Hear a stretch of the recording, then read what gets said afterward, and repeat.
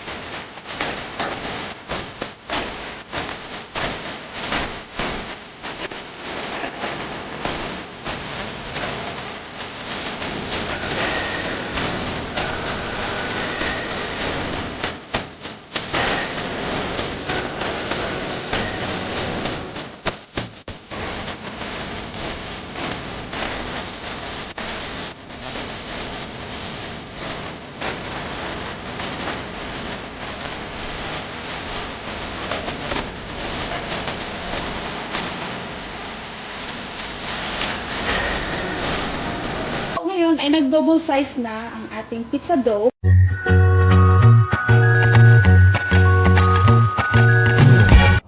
Para sa toppings ng pizza, gagamit ako ng sliced mushroom, sliced onion, crushed garlic, at yung ating base na crushed tomatoes, at ang salami, cheese, of course. I-grate ko pa yan siya mamaya. Tapos, yung pizza herbs and yung dried oregano. Yeah. So, let's start.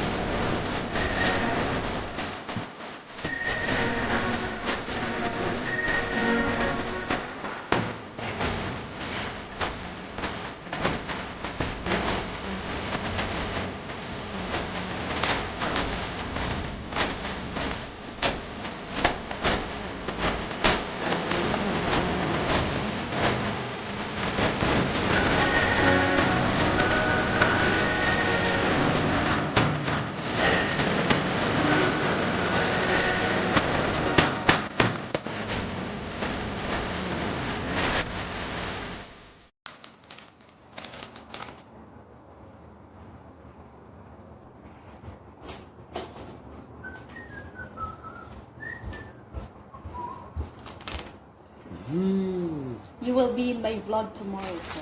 What? What will I be? Hmm. You will be in my vlog tomorrow, sir. What? What will I be? And then... Jesus.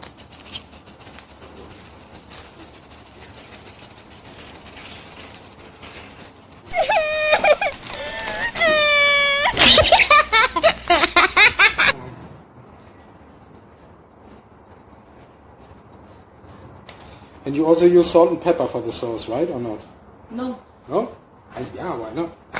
If you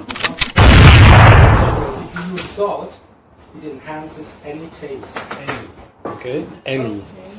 So always a sprinkle of salt is always better taste whatever you eat.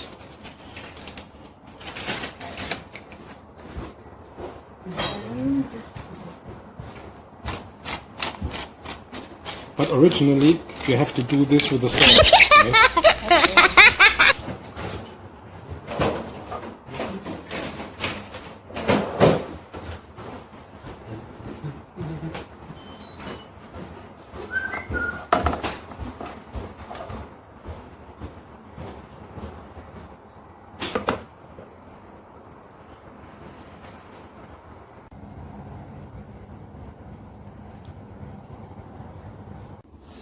After 15 minutes, ready to eat. I hope you guys enjoy watching my video, and please don't forget to subscribe and ring the bell so that you'll get notified whenever I upload a new video. Thank you.